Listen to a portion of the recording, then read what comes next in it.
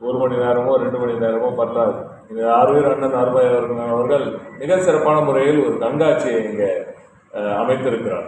நிச்சயமாக நீங்கள் எல்லோரும் அதை போய் பார்க்க வேண்டும். மிக சிறப்பான முறையில் அமைந்திருக்கும் அந்த கண்காட்சியில் கலைஞர் அவர்கள் பிறப்பு முதல் அவர் நம்மை பிரிந்தவரை அவர் ஆற்றிய மக்கள் பணியில் மிக சிறப்பான அனைத்து முக்கிய தருணங்களை எல்லாம் அங்கே சித்தரித்திருக்கிறார். புகைப்பட கண்காட்சி மிக அற்புதமாக இங்கே அமைந்திருக்கிறது.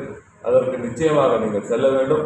அதை குறிப்பாக நமது அனைத்து தலைமுறை உடன்பிறப்புகள், குறிப்பாக மாணவரணி நண்பர்கள், நமது இளைஞரணி சகோதரர்கள், ஐடிவி தோழர்கள் எல்லோரும் அதை நிச்சயமாக போய் பார்க்க வேண்டும்.